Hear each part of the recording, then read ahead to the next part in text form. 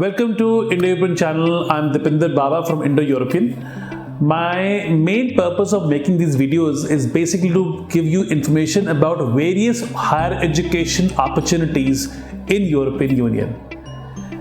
A lot of people have approached me that they want to send their children to Europe for a higher education, and they also want to be very sure that the budget is not very high. So ये जो video आज होने वाला है ये होने वाला है उन स्टूडेंट्स के लिए जो IIT रैंक यूनिवर्सिटीज में इंजीनियरिंग प्रोग्राम पढ़ना चाहते हैं. So lot of students keep coming to us and they ask us where should I go? Germany, Denmark, Sweden, Finland, Latvia, Lithuania, बहुत सारी कंट्रियों के अंदर हमारे पास बहुत सारी अपॉर्चुनिटीज हैं. लेकिन अगर हम बात करते हैं लो ट्यूशन फी प्रोग्राम्स की, something which is more affordable, so low budget के अंदर ट्यूशन फी को अगर हम फोकस करते हैं तो बहुत सारी कंट्रीज आती हैं.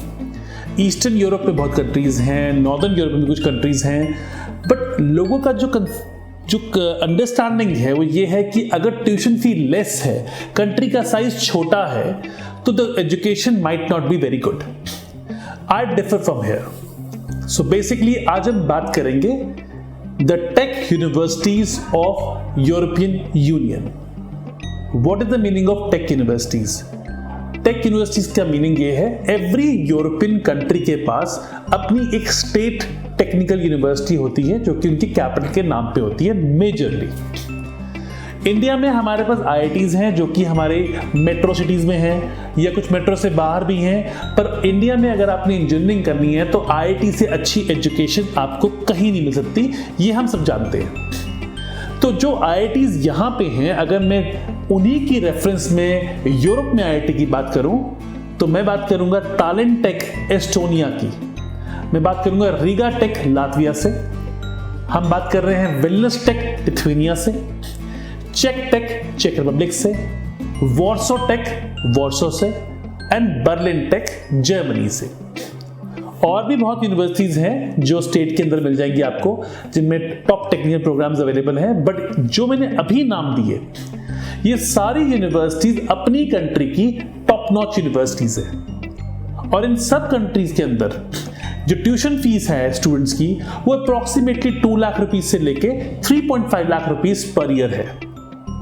Now a lot of students ask me that why do these universities are charging such a low tuition fee? इसका बड़ा सिंपल सा आंसर ये है, these are public higher education institutions. Public universities के अंदर यूरोप के अंदर ट्यूशन फी बहुत ही मिनिमम है या काफी अफोर्डेबल है. अब हम बात करते हैं इन यूनिवर्सिटीज की रिसर्च के बारे में. These all are research universities, which means that you can do your bachelor's, master's up to PhD level programs in these universities. Most of the universities are offering us programs in every field. Mechatronics, engineering, logistics, IT, you name it and they have it. All the programs offered in English language covers a wide variety of program in engineering field and business field. Accommodation of these universities is very affordable. 99% of the universities I have just listed few minutes back, सबके पास अपनी खुद की accommodation है.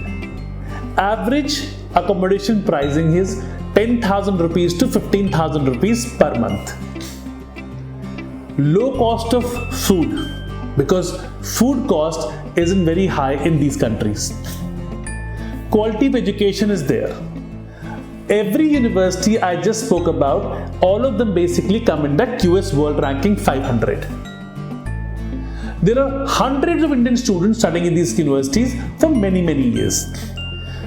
बहुत सारे लोगों को जो कंफ्यूजन ये है कि एस्टोनिया, लातविया, चेक रिपब्लिक या वॉर्सो बहुत छोटे कंट्रीज हैं, बट आपने छोटे कंट्रीज को लेके फोकस नहीं करना है. हमने फोकस ये करना है कि whether my institution is good ranked and having a good research work, और you are going for just a brand.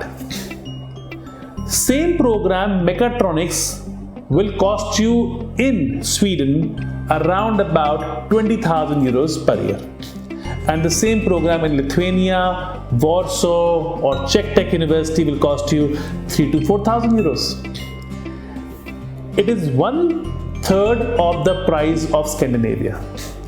See, living cost is higher in Scandinavia, tuition fees is higher in Scandinavia, your food cost is higher in Scandinavia, so basically you have to have a higher budget. I as a consultant never recommend people to go beyond the budget. So if you're going for a higher education in the field of engineering, you need to spend a lot of time in focusing on your education and not part-time job. So if you want to study in India and you're studying in a private university, तो आपकी जो tuition fee India में भी है वो 2 से 3 लाख रुपए per year है, और इतनी ही ट्यूशन फी हम यूरोप की बात कर रहे हैं. So why not go to Europe and study the program there? Question comes is, मैं को add on advantages क्या होंगी? Anybody who study in European countries, आपके पास Erasmus exchange program की opportunity भी रहेगी. We're going to make a very detailed video in the coming week on Erasmus exchange program. But अभी के लिए मैं आपको ये बता देता हूं कि Erasmus exchange program के अंदर आप किसी भी एक यूनिवर्सिटी में पढ़ने जाते हैं, और a part of the program you study in another partner university in European Union free of cost. Detail जरूर देंगे आपको अगले हफ्ते Erasmus के ऊपर, तो वीडियो देखना ना भूलें कि why Erasmus exchange program is very important and very popular among the European students and non-European students going to Europe. Quality education मिल रही है हमारे को, अफोर्डेबल प्राइस में मिल रही है हमारे को. We have access to the top notch labs. If you talk about India, हमारी यूनिवर्सिटीज की जो इंडियन यूनिवर्सिटीज की जो लैब्स हैं, they are good, but you can not compare every university lab to a IIT lab. अगर आज मैं IIT की पार्टनरशिप्स की बात करूंगा तो चेक tech, wellness tech, Riga tech, talent tech, इन सब के टाइप जो हैं हमारे IITs के साथ है. एजुकेशन में कोई भी कॉम्प्रोमाइज नहीं है. क्वालिटी ऑफ रिसर्च में कोई भी कॉम्प्रोमाइज नहीं है. जो स्टूडेंट्स यहां से पढ़ के आगे जा रहे हैं, अपने जॉब सीकर वीजा ले रहे हैं, वो या तो जर्मनी में सेटल हो रहे हैं, या फ्रांस में हो रहे हैं, या डेनमार्क में हो रहे हैं, because the quality of education is same in across European union. Every degree you earn in these countries have the similar weightage. So it doesn't matter you go to Sweden or you go to Denmark or you go to Latvia, Lithuania, your degree is always going to be a European Union degree. I again gonna say कि of course अगर आप DTU से पढ़ रहे हैं Denmark से तो Danish technical universities का आपको डिग्री मिलेगी, लेकिन वो डिग्री और चेक टेक की डिग्री की जो वैल्यू है वो सेम है.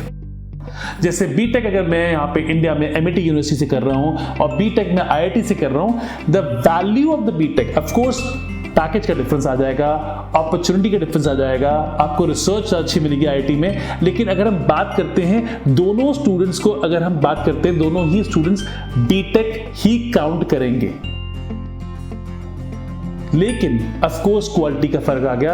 आप आईआईटी में जाएंगे तो आपको बेटर रिसर्च मिलेगी, आपको बेटर अपॉर्चुनिटीज मिलेंगी, आपकी लैब बेटर होंगी, आपका जो रिसर्च वर्क है, आपके जो प्रोफेसर्स हैं वो अलग होंगे. सो ये जो डिफरेंस है आपको, ये चीज आपको समझनी पड़ेगी कि आप ज्यादा हायर ट्यूशन फी पे करके यूरोप में अच्छी यूनिवर्सिटी में नहीं जा रहे हैं. सो स्टूडेंट पर्पस ये था इस वीडियो को बनाने का कि आपको बता सकूं कि टॉप नॉच यूनिवर्सिटीज जितनी भी हैं ईस्टर्न यूरोप की, वो अपनी एजुकेशन के साथ कोई कॉम्प्रोमाइज नहीं करती हैं. उनकी ट्यूशन फी अगर लो है इसका मतलब ये नहीं है कि उनकी क्वालिटी ऑफ एजुकेशन अच्छी नहीं है.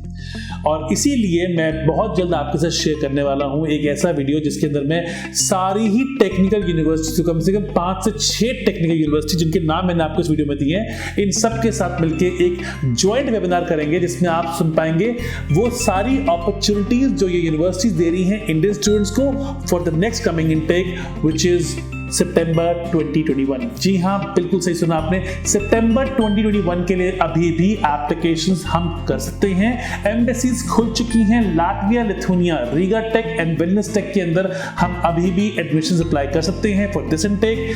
Do not lose this last opportunity to apply for this countries. They are really worth it. the quality of education makes a lot of difference. Thank you so much, and I'll see you next time in the next video. Press the bell icon on the YouTube app and never miss another update.